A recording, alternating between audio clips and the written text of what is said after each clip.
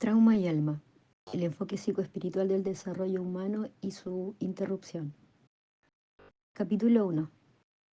Trauma y encuentros luminosos que salvan vidas. Toca la campana que todavía puede sonar. Olvida tu ofrenda perfecta. Hay una grieta en todo. Ahí es donde entra la luz. Leonard Cohen, Anthem, 1992. Los mineralogistas nos dicen que si se desea comprender la estructura básica de un cristal, se debe examinar los lugares donde está roto.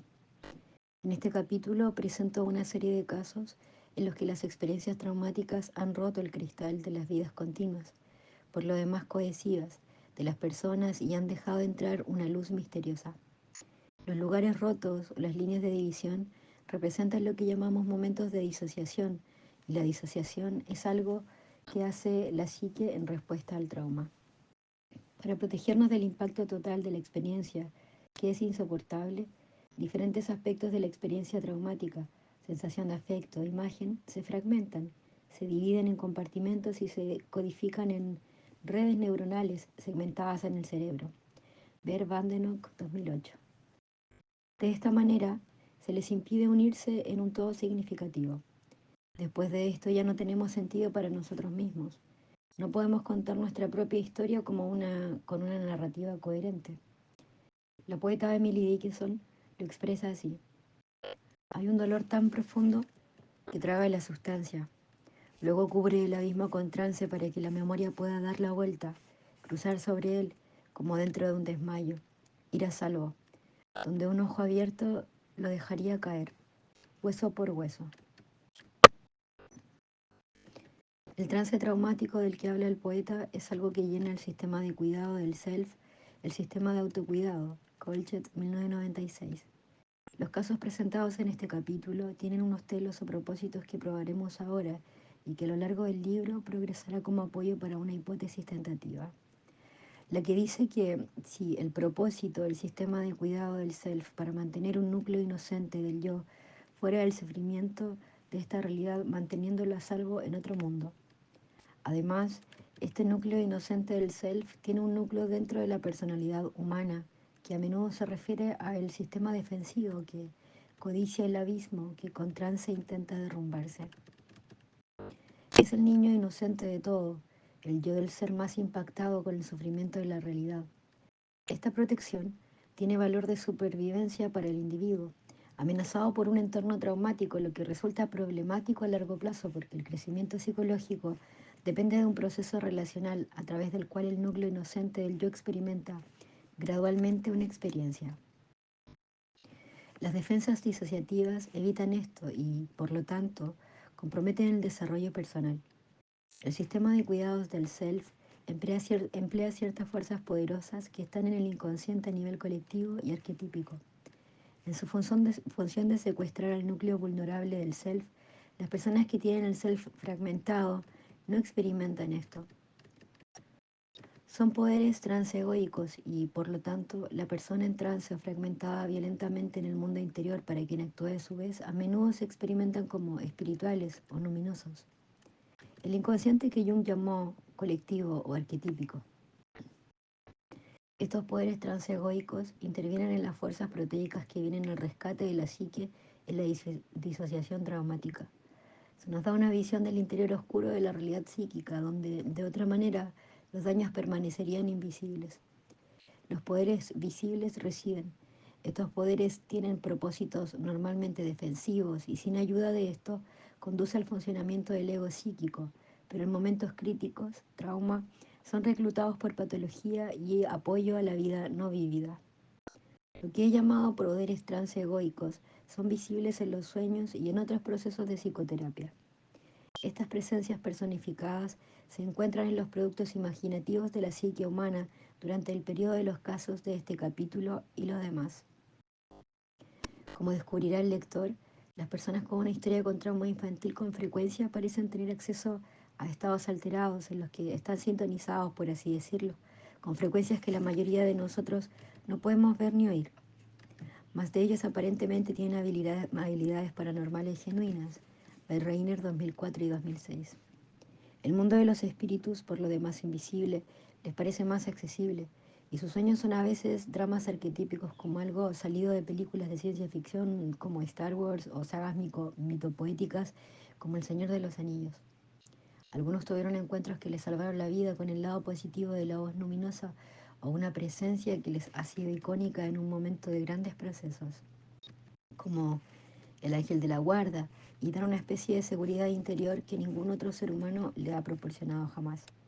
En otras escenas, sin embargo, parece que pueden ser amenazados por golpear y aterrorizar energías e imágenes demoníacas, voces o persecuciones o entidades internas que pueden atacarlos, avergonzarlos y humillarlos desde dentro, retraumatizarlos y llevarlos a la desesperación y la desesperanza abyecta, a veces incluso al suicidio.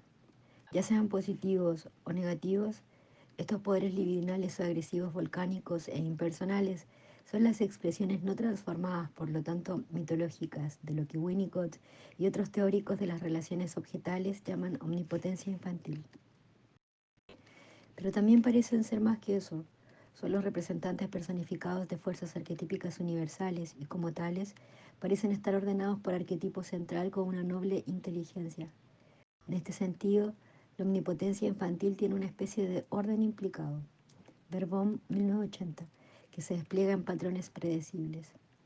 En este capítulo exploramos la sorprendente relación entre el trauma y los encuentros con aspectos positivos e integradores de esta dimensión arquetípica. Los aspectos más oscuros de los poderes disociativos que explorará en los capítulos 3, 4 y 9. Las personas que tienen experiencias tan positivas e integradoras nunca las olvidan, y tras estas experiencias, muchos de ellos informan que ya no le temen a la muerte. Podríamos especular que en estos momentos el sujeto va momentáneamente a través de un velo que normalmente separa la realidad ordinaria de la no ordinaria.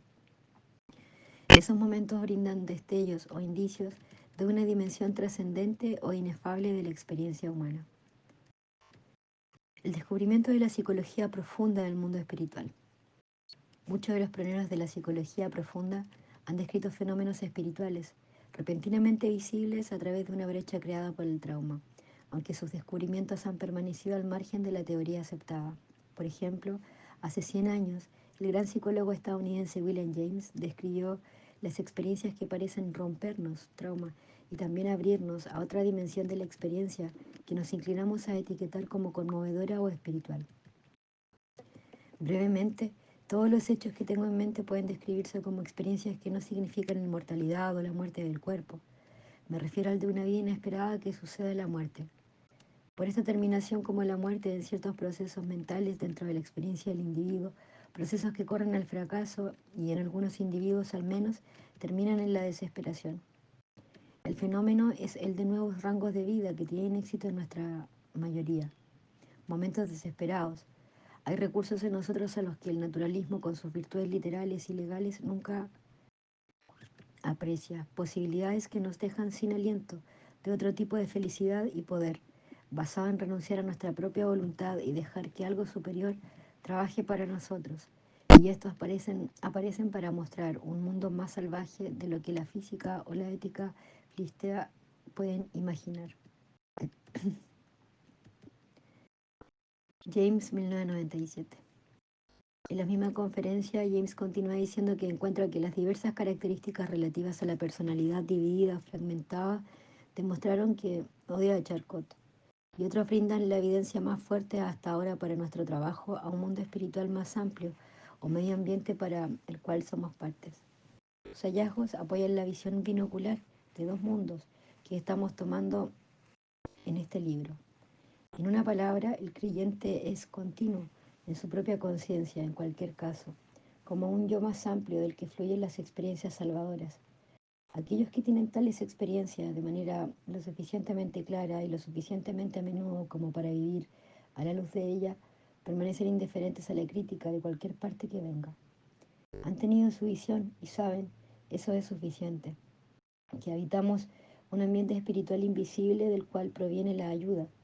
Nuestra alma es misteriosamente una hermana con un alma más grande, cuyos instrumentos somos nosotros mismos.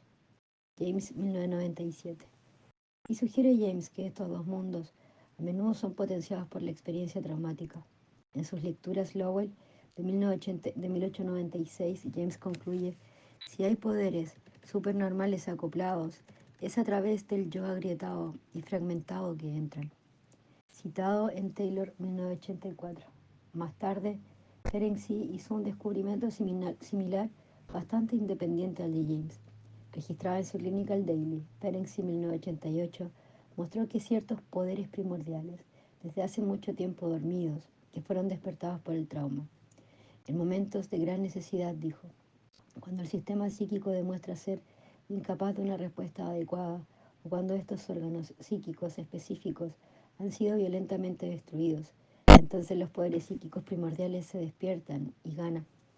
Serán estas fuerzas las que buscan superar la disrupción. Estas reflexiones abren el camino a la comprensión de las reacciones supuestamente inteligentes del inconsciente en momentos de gran angustia, incluidos incidentes de clarividencia. El intelecto en tales casos carece de tiempo y espacio, por lo tanto supraindividual. Orfa, Ferenczi, 1988. Orfa fue el nombre que Ferenczi dio a un notable objeto interior que había acudido al rescate de una paciente llamada Elizabeth Severn, identificada en el diario como RN. Orfa no era un objeto interior ordinario, sino que se identificaba a sí mismo como el guardián de la ira de Elizabeth Severn. El hombre interior consciente, una parte precozmente intelectual del self, que parecía tener acceso a poderes superiores.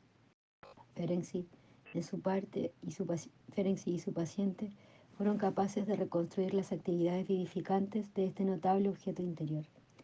En el momento del sufrimiento imposible, el orfa saldría por un agujero imaginario en la cabeza del paciente, asciende a la bóveda estrellada y se convierte en un combate astral. Jin, brillando en la distancia como una estrella, una tregua de compasión. Y Dios de pie mientras el cuerpo del paciente era torturado y abusado. Ferenczi, 1988. Después de que el trauma agudo hubiera pasado, Orfa descendería nuevamente y ayudaría al niño destrozado a ensamblar una especie de yo mínimamente funcional con el cual seguir existiendo. Ferenczi especula sobre las implicaciones espirituales de Orfa. ¿Hasta qué punto aquellos que se han enloquecido por el dolor, es decir, aquellos que se han apartado del punto de vista egocéntrico habitual, se vuelven capaces, a través de su situación especial, de experimentar una parte de esta realidad inmaterial que permanece inaccesible para nosotros materialistas? Y aquí la dirección de la investigación debe involucrarse con lo llamado oculto. Los casos de transferencia de pensamiento durante el análisis de personas que sufren son extraordinariamente frecuentes. Y es posible que incluso la inteligencia de la que estamos tan orgullosos no sea de nuestra propiedad, sino que deba ser reemplazada o regenerada a través de la fusión rítmica del ego en el universo, que es el único que todo lo sabe y por tanto inteligente. Ferenczi, 1988. C.G. Jung fue llevado hacia un descubrimiento similar y hacia especulaciones místicas similares al observar los productos de fantasía creativa de algunos de sus pacientes severamente traumatizados en el hospital psiquiátrico de Burgosli, en Zúrich, donde pasó sus primeros años como psiquiatra. Es poco probable que Freud haya experimentado alguna vez las características psicóticas floridas tan típicas del trauma temprano que amenaza la vida que Jung vio en esos pacientes. Lo que realmente excitó a Jung fueron los paralelismos arcaicos y típicos, arquetípicos, entre los sueños y las producciones fantásticas de su paciente y las imágenes mitológicas y religiosas que conocía en sus estudios clásicos. Estos paralelos ya habían sido notados por otros investigadores, sobre todo por Friedrich Meyer, cuyo trabajo en 1903 fue quizá el primer gran recurso para una psicología de la mente subconsciente. Mears, que había hablado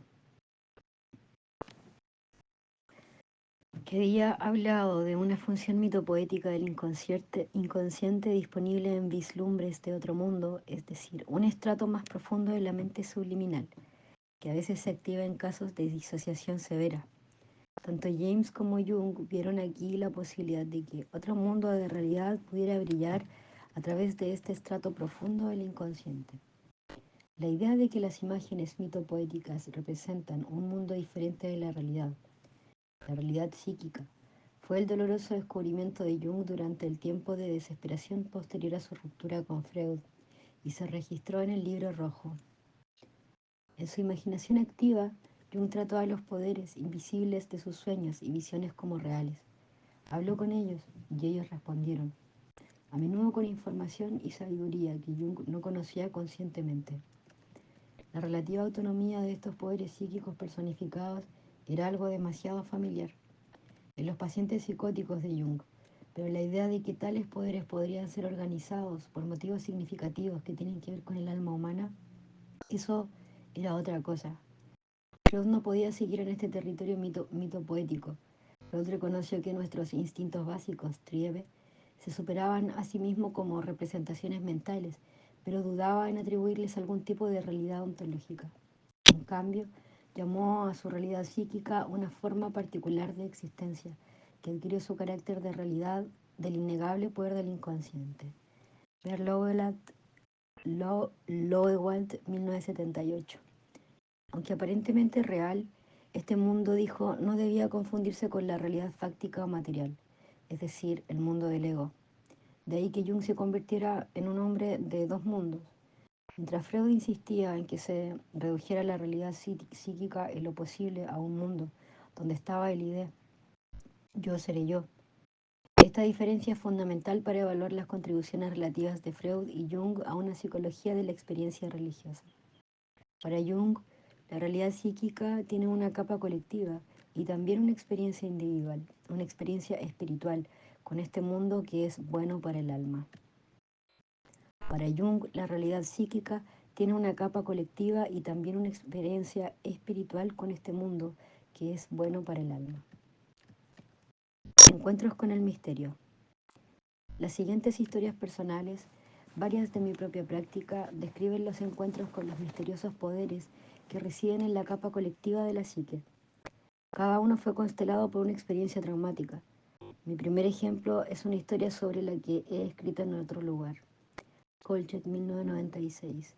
Lo repito aquí porque da un ejemplo vívido de la extraña inteligencia de la psique y porque demuestra tan claramente la relación entre los lugares rotos y la luz. El ángel y la pequeña niña. Esta historia viene indirectamente de Esther Harding, analista junguiana en Nueva York, a quien recibió una niña pequeña de 6 años, acompañada por su madre. La madre envió a su pequeña hija al estudio de su padre una mañana para entregar una nota importante, escrita en una hoja de papel. La niña se fue a entregar la nota. Poco tiempo después, la hija regresó llorando y dijo, «Madre, hay un ángel ahí que no me deja entrar». Entonces la madre devolvió a la hija por segunda vez con el mismo resultado, solo que esta vez había más lágrimas y angustia. En este punto la madre se irritó con ella por el exceso imaginativo de la joven, por lo que tomó a su pequeña niña por la mano y las dos marcharon con el mensaje hacia el padre. Cuando la niña entró al estudio del padre, la madre vio a su esposo desplomado en una silla, su bebida derramada en el piso y muerto de un infarto. Esta historia nos trae a casa los poderes milagrosos y daimónicos de la psique arquetípica en sus esfuerzos por presentar lo que he llamado el espíritu o el alma personal imperecedera. La pintura de Henrietta Waite, llamada La muerte y el niño, ilustra este momento conmovedor. En esta imagen deslumbrante de un ángel que cubre los ojos de un niño para que no vea la insoportable realidad de la muerte. Como el artista parece saber, algunos afectos traumáticos simplemente no pueden procesarse con los recursos nominales disponibles para el ego de un niño pequeño. Y es necesario reunir recursos más profundos. Estos recursos más profundos son lo que Winnicott llama defensas primitivas, pero Winnicott no reconoce el milagro de lo que son ni lo esencial que pueden ser en su contenido espiritual para la supervivencia emocional de un niño. Hay tres formas de integrar este evento. Si adoptamos el punto de vista materialista, reduccionista habitual, el niño inventó al ángel para tolerar lo intolerable. Así, el ángel sería una fantasía, una alucinación, una defensa espiritual. Freud pensaba que toda religión era un derivado de tales defensas, fantasías, para hacer más tolerables las intolerables realidades de la vida. Por otro lado, desde una perspectiva supernatural, Diríamos que el ángel de la guarda, en representación de un genuino agente espiritual, intervino desde lo alto en la existencia terrena de la niña, en un momento de sufrimiento imposible, y le bloqueó el acceso a la habitación de su padre. La Iglesia cristiana podría describir tal evento como un genuino milagro de salvación. Un tercer enfoque psicoespiritual entre los mundos podría ser el siguiente. El ángel de la guarda podría verse a la defensiva, sí, pero luego surge la pregunta, ¿qué está defendiendo? ¿Y de dónde viene su asombrosa sabiduría y compasión? ¿Podrá el ángel representar una agencia universal de autoprotección de la capa colectiva del inconsciente, residente tal vez en su componente celestial o espiritual? Carl Jung, 1988, que a veces interviene en los rincones del ego cuando es confrontado por el excesivo trauma, como la orfa de Ferenczi. Este enfoque parece saber algo que el ego no sabe, como si el ángel viera el horror que aniquila al ego de lo que esta niña estaba a punto de experimentar, la muerte de su padre, y apareciera precisamente en ese momento para bloquear el umbral de su vida en la habitación. Este ángel había puesto a la niña en un estado alterado, cubierto de trance al abismo, y de esta manera la habría disociado de una realidad insoportable, hasta que su madre pudo ayudar a mediar y humanizar su angustia y dolor abrumador. En otras palabras, el ángel habría protegido el alma del niño de la aniquilación. Entonces, en mi tercer punto de vista, mito poético, el ángel también sería una defensa contra demasiada realidad. Pero mi gol de la defensa no sería ni la salvación ni la protección alucinatoria. Más principalmente, su objeto sería restaurar una matriz mitopoética, porque es aquí donde el alma de la niña vive. Por por ende, el ángel aparece como guardián de su alma. Por lo tanto, este sistema de cuidado del self tiene como fin permitir la sobrevivencia del alma de la niña. Decir que el alma humana vive en una matriz mitopoética entre la realidad y la fantasía es una forma de pensar sobre la importancia de lo que W. Winnicott se refiere al espacio de transición entre la madre y el bebé, el yo y el otro, el yo y el mundo. El espacio de transición para Winnicott, el espacio a través del cual el bebé hace la transición crucial de la omnipotencia al principio de la realidad, implica procesos misteriosos como la permanencia y la personalización de algún espacio vital de la persona, de modo que está sucediendo algo más que la alucinación del bebé del pecho unido al pecho real de la madre. También hay un proceso interno, un espacio de transición entre el ego y su base profunda en lo que Jung llamó el self. Este es aparentemente el espacio donde los ángeles y otros seres híbridos existen.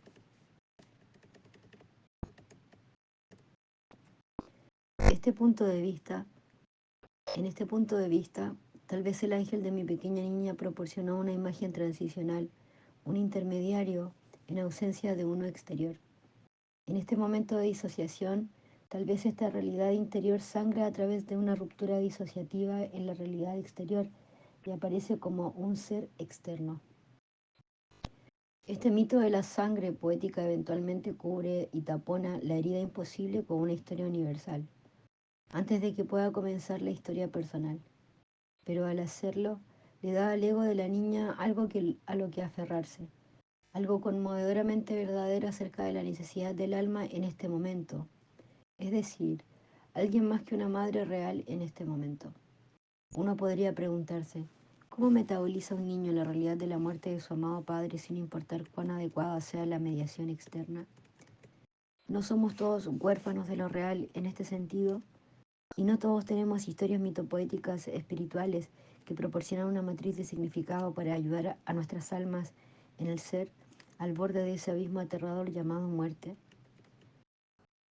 A veces se necesita un trauma para convertir el último misterio en una historia adecuada, quizás incluso para hacerlo habitable. El trauma enfrenta al niño con los dolores de vivir antes de que los recursos estén disponibles desde el exterior, por lo que requieren recursos internos, recursos espirituales, para evitar que el alma tropiece. No sabemos qué pasó al final.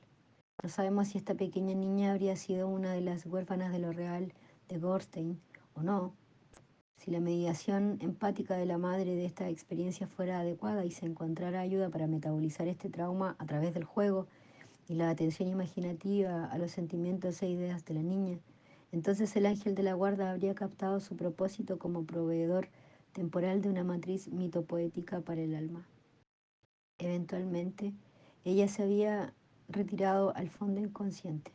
Si, por otro lado, la madre desapareció en su propia ansiedad y depresión durante días o semanas, entonces el ángel de la hija podía haberse convertido en una presencia mental protectora y habría proporcionado un soporte psíquico transicional para la realidad en lugar de mezclarse en otro espacio con ella.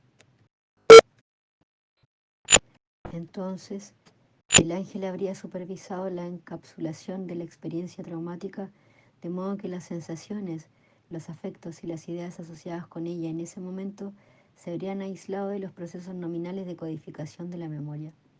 Lentamente, el ángel se habría oscurecido y en última instancia se habría desbordado, como hemos visto, en más procesos disociativos. Veremos un ejemplo vivido de tal ángel a ángel y sus efectos violentos en el viaje de Dante al infierno en el primer capítulo de su libro La Divina Comedia, capítulo 3. Mi objetivo al proporcionar este ejemplo al principio de la discusión de este libro es indicar cómo podríamos tratar de mantener simultáneamente una visión espiritual y material de esta situación misteriosa y de otras similares, remitiéndonos a nuestra máscara de narrador inuit de la introducción. Esto significaría mantener la visión tanto hacia adentro como hacia afuera, una vista binocular. Solo una postura tan paradójica haría justicia a los misterios involucrados en este caso. Al igual que Winnicott insiste en que, después de que el bebé ha creado y descubierto el pecho, es una cuestión de acuerdo entre nosotros y el bebé que nunca haremos la pregunta, ¿concibió usted esto o se le presentó a usted? Sí. Winnicott, 1971. Nunca le preguntaríamos a la niña traumatizada de este ejemplo si encontró al ángel por ahí o lo creó desde dentro de sí misma. Tal pregunta violaría el alma porque amenazaría al ángel en ese espacio intermedio, la matriz mítico-poética donde el alma humana encuentra un medio para su crecimiento y desarrollo. Esta es la matriz a partir de la cual surgen todas las historias significativas, y el alma necesita una historia, una imagen resonante que sea adecuada para su propia biografía. Visitas en el momento de la muerte. Los siguientes dos relatos involucran experiencias cercanas a la muerte, en las que las preguntas de si vivir o morir fue mediada o atestiguada por una presencia notable que tranquilizó a ambos niños cuando no tenían la opción de elegir vida en este mundo. En ambos casos, la historia de esta presencia se convirtió en un secreto interno, apreciado en privado y no compartido por otros por temor de que se burlaran de él o lo vieran como un loco. En ambos casos, el relato de la historia en sí tuvo un efecto curativo. La primera protagonista de esta historia, a quien llamaré Jennifer, quien más tarde se convirtió en mi paciente, recordó un gran dolor que vivió en el lugar donde estaba sentada en el patio de la escuela, separada de sus hijos, cuando se dio cuenta de que estaba rota. Solo tenía 8 años, pero durante los 8 años había sido violada sexualmente de forma regular por su hermanastro mayor, quien amenazó con herirla si lo contaba. Sabía que ella era diferente ahora, pero de una manera dañada. Ya no puede jugar, despojada de su inocencia, rota. Podríamos decir que su corazón se había roto y esto era el momento. Y este era el momento, pero ella no pudo sentir su propia tristeza por estas pérdidas hasta mucho más tarde en la terapia. En lugar de eso, se sintió mala, disociada y escindida, como un extraterrestre, en un mundo que otros niños parecían ocupar sin dificultad. Esta alienación fue doble. Se sentía alienada de las personas del mundo exterior y se sentía alienada de sí mismo. Mientras antes había estado en tono consigo misma, jugando y creciendo como una niña normal. Después de que comenzó el abuso sexual, Estaba en desacuerdo consigo misma, fuera de sí misma, dividida en dos partes, observando, encontrando fallas en sí misma, criticando y comparando, una parte llena de vergüenza, tratando ansiosamente de encajar. El yo esencial que ella sabía que era ella misma, el corazón mismo de su personalidad, se había escondido tan profundamente que ella misma había perdido el contacto con él. Siguió adelante con gran valentía a lo largo de su vida, a medio vivir, pero le faltaba algo esencial y ella no sabía qué era. Cuando Jennifer creció y entró en terapia conmigo, me decía que había perdido el alma. Hubo momentos fugaces, informó en los que su alma regresaba a ella, cuando pintaba sola en su estudio o momentos aislados en la naturaleza, pero la mayor parte del tiempo se sentía desprovista de valor interior y estaba convencida de su propia carencia, su propia maldad. Sufrió terriblemente, pero gran parte de este sufrimiento fue un autorriticismo corrosivo y una vergüenza de sí misma que nunca se dio, incluso si encontraba amor y aceptación en el exterior. Era como si en el espacio dentro del cual su alma había desocupado se hubiera movido un oscuro espíritu burlón, un espíritu mental que lo negaba todo y la llenaba de desesperación y desesperanza. Pasaron años y ella comenzó a sentirse cada vez más derrotada, más y más fallida, la comparación con otros y cada vez más amargada y victimizada por sus circunstancias. Sobrevivía, pero no vivía. Tengo que construir un yo, me dijo más tarde, en lugar de vivir a partir de un yo. La gente parece tener derecho a ser de una manera diferente a la que tengo yo. Siempre tengo que ser para alguien o para algún otro propósito. La terapia era un lugar donde ella podía comenzar a encontrar y contarme su historia. No la historia de sentirse culpable de esta relación de víctima-perpetrador que le susurraban en el fondo sus voces internas, o lo que Corrigan y Gordon podía llamar su patológico objeto mental. Pero había gran resistencia a esta historia real debido al dolor que le sobrevino cuando comenzó a permitirse sentir compasión por la pequeña e indefensa personita confundida que era cuando comenzó el abuso sexual. Las experiencias que ayudaron a alcanzar esta autocompasión fue una visitación que tuvo a los 7 años de una presencia de luz, una presencia que interpretó como un ángel, que representa el lado positivo e integrador del mundo espiritual y un poder que apoyó su voluntad de vivir. Estaba al borde de la muerte y estaba en una sala de emergencias ocupada en un box con un intestino roto causado por la violación de su hermanastro abusivo. Cuando escuchó a una de las enfermeras de emergencia decir, no se moleste mucho con ella, no voy a lograrlo de todos modos. Recordó luchar contra el dulce olor del éter mientras perdía el conocimiento, jurando que viviría para fastidiarlos y demostrar que estaban equivocados. Más tarde, se encontró en un estrecho pasillo del hospital con el familiar que tanto dolor le había provocado durante tanto tiempo, ahora reemplazado por el dolor sordo de los vendajes apretados. Se preguntó si sabían que estaba allí y que todavía estaba viva, a pesar de su predicción. Por fin, la trasladaron a una habitación con otro niño. Mientras yacía de espaldas mirando, vio a otra hermosa niña rubia sentada en la cama, coloreando con crayones de una caja como la que usaba en la escuela.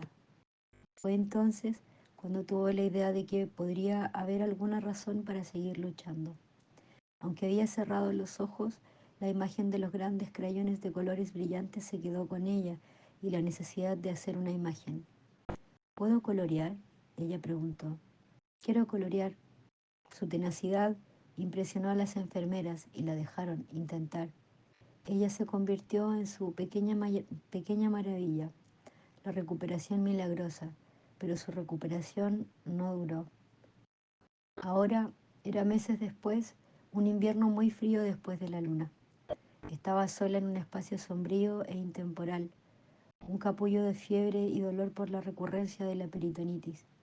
Ella estaba acostada en el interior y se movía entrando y saliendo del sueño, consciente de que las cosas no iban bien, que estaba empeorando, no mejorando, a pesar de las garantías en contrario. Ella estaba sola con este secreto. A su lado había un vestigio de una Navidad que había ocurrido sin ella. Era una gran caja de acuarela. Aunque apenas tenía fuerzas para sostener su tesoro, había pasado la débil tarde examinando cada color. Cada uno era como una hermosa joya llena de posibilidades, y sin embargo ahora, cuando sus signos vitales comenzaron a flaquear, pensó, ¿de qué me sirve ahora? El ángel, cuando llegó a ella, estaba en medio de una suave luz blanca y amarilla a su lado, a la derecha. Ni un hombre ni una mujer. Era a la vez terrible y genial, y como era de esperar, era familiar. Con calma y cariño, el mensajero etéreo declaró sin preámbulo, no tienes que continuar, está bien dejarlo ir ahora. La presencia se detuvo y luego continuó, si decides quedarte, no será fácil. Jennifer recordó que era muy tentador soltarse en ese momento y muy fácil no pedir ayuda, pero en su agonizante deliberación sus ojos se posaron en la caja de acuarelas y se dirigieron al color Rose Madder. Una sensación de nostalgia se apoderó de ella. Necesito usar este color, pensó. ¿Cómo puede uno ir por la vida sin usar este color? ¿Debo quedarme a pintar para usar mi color? Sin atreverse a mirar directamente a la luz, le dijo al ángel que sabía que debía permanecer en vida. En la tranquila quietud de ese momentáneo estado de gracia, Jennifer supo que una inteligencia serena, más allá de sí misma, la encontraba y la retenía. Con la visita de su ángel, llegó a un tranquilo sentido de pertenencia, el saber que ella era parte de algo más grande que ella. Ahora tenía algo que hacer que era importante en el gran esquema de las cosas, y aunque no lo sabía, la pasión por el color que la ayudó a tomar esta decisión de por vida se quedó con ella durante todo el tiempo y la llevó a su vocación como artista. A pesar de su insoportable dolor infantil y su casi completa pérdida de esperanza, Jennifer tuvo el privilegio de ver algo más allá de este mundo. Ella y su ángel hicieron toda la diferencia. El sufrimiento solitario ahora tenía un acompañante. Cambió su visión del mundo. Ella experimentó lo que el antiguo poeta Esquilo quiso decir en su poema de Agamenón, en el 1957. E incluso en nuestro sueño, el dolor de no ser, el dolor que no se puede olvidar, es gota a gota sobre el corazón, y en nuestra propia desesperación, contra nuestra voluntad, viene la sabiduría por la terrible gracia de Dios. Mi paciente lloró mientras contaba su historia, una historia que no le había contado a nadie durante 50 años. Recordó haber tomado la decisión de por vida y le impresionó haber sido capaz de hacerlo.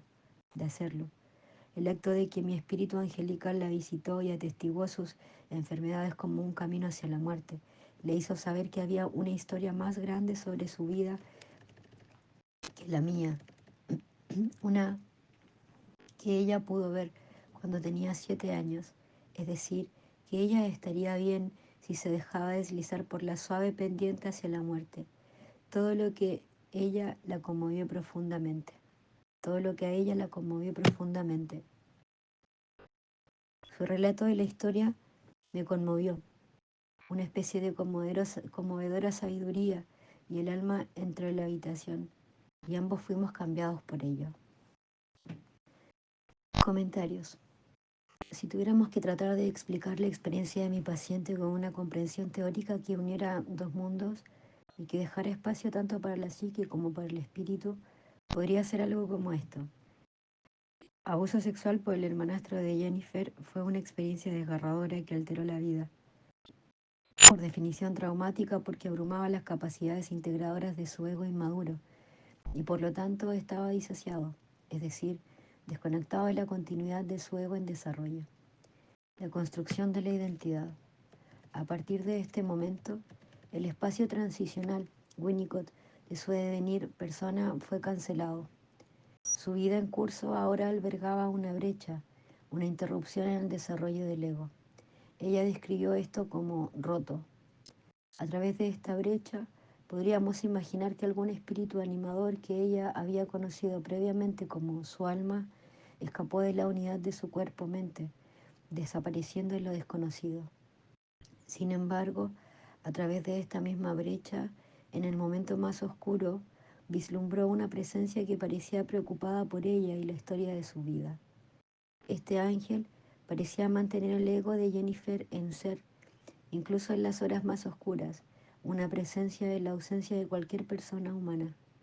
Jennifer sabía que ahora no había un contenedor humano para sus lágrimas. No podía procesar su trauma con nadie de su familia o amigos, pero ahora se sentía rítmica y acompañada por una presencia en el umbral de otro mundo hasta que pudiera encontrar tal persona en este centro de vitalidad y creatividad, alienado, fragmentado y deprimido. En su psicoterapia esperaba restaurar esa sensación de vitalidad y juntos intentamos crear un espacio seguro para el regreso del alma. Este suceso se desarrolló gradual e incrementadamente en momentos dentro de la seguridad del espacio que habíamos creado juntos, donde encontró el coraje para admitir la desesperada necesidad que sentía y su vida junto a la vergüenza que surgió en torno a esta necesidad. Algunos de los momentos más importantes de nuestro trabajo fueron sumamente incómodos para Jennifer e involucraron mi desafío para provocar este crecimiento. Ella se defendió de lo que realmente sentía y los sentimientos secundarios que ella creía que la identificaría de una vez por todas como defectuosa, poco interesante o enferma. Era como si tuviera que pacientemente encontrar mi camino a través del laberinto de su yo expresado, hacia el interior afectivo que sus operaciones de seguridad ocultaban. No es sorprendente que bajo la conversación superficial aparentemente atractiva estuviera mi convicción central de su propio defecto, su propia falta de amor, su suposición básica de estar dañada. Esta convicción se mantenía en su lugar por un introyecto duro y tiránico que le decía: no le dejes ver lo enferma que estás, no hables, te equivocas, cámbiate de ropa, te ves ridícula, no puedes tener eso, simplemente te lo quitarán, estás demasiado gorda para atraer a un hombre, y así sucesivamente. Esta figura era el otro lado de Jennifer, en el que el ángel de la guarda aparecerá como un demonio, destacado en varios casos presentados en el capítulo 3. Las voces negativas en el sistema de cuidado del self de Jennifer no se podían escuchar con claridad porque eran egoicos. Hablaron de lo que ella pensó que era el demonio sobre ella. La tranquilidad de mi parte no hizo ninguna diferencia, porque todo lo positivo fue siempre superado por el tirano interior. Sin embargo, la menor señal de interés decaído por mi parte, como mi distracción, incluso generó momentos de silencio entre nosotros por la proyección del demonio. Ahora debo estar enojado con ella. Ahora iba a terminar con su tontería por aburrimiento. Ahora la única persona que tenía ese era este demonio, por lo que se abrió un espacio entre su yo observador y el sistema interpretativo interior. Este espacio abrió a su vez espacio para que su propia tristeza y su rostro comenzó a llenarse de lágrimas cuando hablaba de su experiencia. Algo más auténtico se desarrolló entre nosotros, y su recurso y el informe del primer momento con su ángel y su elección de vida en ese momento nos llevaron a una intimidad mucho más profunda de la que habíamos experimentado antes. Es decir, no la historia repetida de víctima, perpetrador, sino la historia objetiva y el triunfo final de su vida. Compartir mi realidad más profunda nos dio vislumbres de una gran historia debajo de su historia personal, el lugar donde ella participó en la tragedia y el triunfo de toda la vida humana y asumió su propia porción de oscuridad y luz. Jennifer ahora se dio cuenta de que había más en ella que la suma de sus éxitos y fracasos externos. Una parte de ella estaba conectada con algo más grande y cuando contó su historia sobre el ángel, este algo más estaba en la habitación que nos acompañaba. Sabíamos esto a través de la emoción no deseada que brotó en ambos y por la sensación de bendición que se llenó en el espacio y en la atmósfera interior. La narración de su historia del ángel estimuló una variedad de otros recuerdos tácitos hasta ahora de la vida temprana de Jennifer. Por ejemplo, estaba el hecho de que antes de que comenzara el abuso, ella era una luchadora, la primera niña en el orden jerárquico con otros niños. Mordía a los niños que eran malos con ella y se defendía. También le encantaba bailar y usó un disco de música clásica bailando en el sótano con su traje de ballet, incluso cuando el abuso había comenzado. Se sintió segura en la iglesia local, donde se unió al coro, y recuerda el alivio que sintió al escuchar que Jesús la amaba, a pesar de que era mala. Ella me contó sobre su vida de oración y cómo se sentía cuando pasaba por etapas suicidas. Oré pidiendo ayuda y a menudo recibía un mensaje. Recordó que le dijeron, puedes suicidarte si es necesario, pero dame unas pocas semanas más. Las cosas se pondrán mejor. Una historia trataba sobre un espacio sagrado especial en un cercano sector abandonado donde estaba la casa familiar. Una colina a la que siempre iría en marzo, sin importar el frío. Habiéndose encerrado en un entumecido aislamiento en casa, se escapaba en los días soleados a su lugar especial en el campo. Allí, con el viento frío mordiendo sus dedos, podía comunicarse con la belleza de la naturaleza que la rodeaba, y en la seguridad de este lugar podía ofrecer sus lágrimas a la Madre Tierra que la consolaría con el sol y el silencio. Fue en este lugar especial donde también le hizo una promesa a Dios, de que si Él la dejaba vivir, ella dedicaría su vida a ayudar a otros niños como ella.